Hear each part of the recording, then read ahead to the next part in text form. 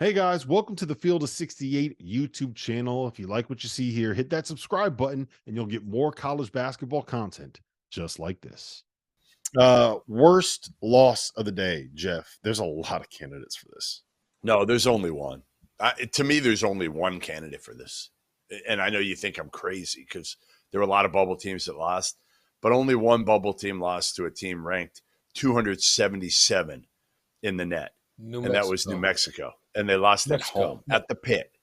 I mean, that is by far the worst loss because New Mexico's on that late 8-9 line, and they got a tough schedule coming up. Like, it's not easy. They get Fresno at home, but they're at Boise next. Then they get Fresno at home. Then they go Utah State in the final game.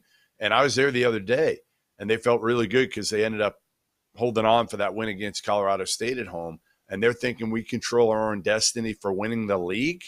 Now you're like, holy shit. Like, could we not make the NCAA tournament again? Remember, they did this a year ago where they start off great and didn't get in. And Richard Pitino, give him credit because he's talked openly about that. Do you worry about this team right now, their psyche, RC, because they're kind of going to get down to crunch time here and the pressure is going to be at its absolute highest? I'm going to double down on it, Jeff, and that's the type of loss you just can't have coming off the Colorado State win. You can't have it. It's almost like you gave it back. It's like you lost to Colorado State and won a night. I mean, you gain all this leverage by winning that game, and then you can't lose the Air Force at home. I mean, that's just a bad loss for a team, for a league that's trying to figure out how many teams they're going to get into the NCAA, and New Mexico is good enough to get in, and they got some pressure now. They got to respond. They got some work to do now. It's not as easy as it once was, where it was just like, all right, they're in, no question about it. They got to finish the year strong, and tonight that Air Force loss is brutal. It wasn't the only bad loss that a team in the Mountain West took today, Jeff. Colorado State. Granted, it was on the road, and granted, UNLV is a team where I think that their computer numbers look a little bit better than people probably realize. But when you are Colorado State and you are in a situation where you're not necessarily a lock for the NCAA tournament at this point. If you lose out and you go on the road to a UNLV team I will say this. I do think that there's a chance that UNLV could end up being the 7th team from the Mountain West to get in because they're playing in the same building where they beat Colorado State and they beat Creighton and did all these impressive things. But that's not a great loss, Jeff. That's not a great loss for Colorado State. No, I mean, again, you just look at these teams and the only positive is again, they had done a lot, and their numbers, their metrics were really high going into this, whether it's New Mexico or Colorado State. But again, I can't. You want to see Richard Pitino, I'm sure is like, oh man, I don't want to wake up tomorrow and check and see what our net went from and what it's going to fall to, because that loss is going to crush it. The UNLV one won't crush it nearly as much, but yeah, both of them, their margin for error is just. You got to finish strong now. You got to finish strong, and you've kind of given away some of the what you've built up over the course of the non-conference and early in league play. Yeah, and honestly, it doesn't just hurt those teams. I don't think the Colorado State losses is bad because I think UNLV talent-wise, and they've shown with the wins that they've had, I don't think it's a bad in Vegas. I don't think it's a bad loss. Now you would expect Colorado State to be able to go in there and get it. But I don't know if I think that's as bad of a loss. That New Mexico Air Force loss, that is brutal. Because I think UNLV is going to win games even in the conference tournament.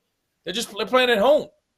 So they're a game out of first place in the Mountain West. Like, that's what you need to understand. They're a game out of first. They've won 8 out of 9. I don't think you don't give they've been disappointing, but I don't think we question their talent. And I think if they getting a win like this, and as they head into conference play, then all of a sudden they're a team that you don't want to play. And they're 88th in the net. They're 88. Yes. They're 88th in the net. That's fine. Yeah. I mean, that's not great, but it's fine. It's a quad 2 loss. But I guess my larger point was that if you have is it a good thing for the league that UNLV is kind of getting brought up closer to the top teams in that conference, or is it maybe a bad thing that bad? It's bad because you just want those 6 teams in. And now what UNLV does is it puts Colorado State in a little bit of a tenuous position as it goes down the stretch, where, again, they can't lose another bad one. Now, obviously, New Mexico can't lose another bad one. San Diego State, listen, if there's a team you're going to bet your house on out of this league when it comes down to NCAA tournament time, we're all going with San Diego State, and we're lying if we. I'm not betting my house on anybody from the Mountain West, because anybody from the Mountain West, I could see them winning. But if you have to, if you got to pick one, if you got to pick one to bet your house, who are you taking? You're taking the Aztecs. Of course you are. Yeah, you're not dumb. I don't think 6 teams are getting in, but I think San Diego State, Colorado State, and Utah State are locks. And I had New Mexico as a lock, and then today's was brutal. I thought it was UNLV and Boise State and Nevada and them trying to sweat it out at the end. I don't think they get 6 in. I think they get 5. Well, we have right now we have 6 in.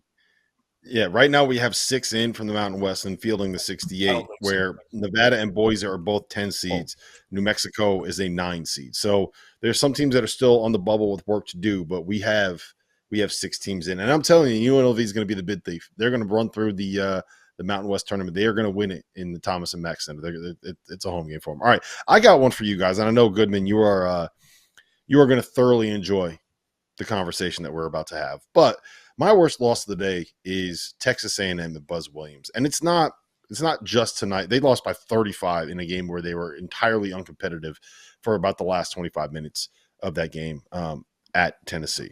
That's coming off of a home loss to Arkansas. That's coming off of getting 25-pieced at Alabama, which we saw, Jeff. And that's coming off of a loss at Vanderbilt. That's 4 in a row against 2 of the worst teams in the SEC and getting smacked by 2 of the best teams in the SEC. We had Texas A&M as a team that could win this conference coming in, Jeff. Yeah. Well, you did.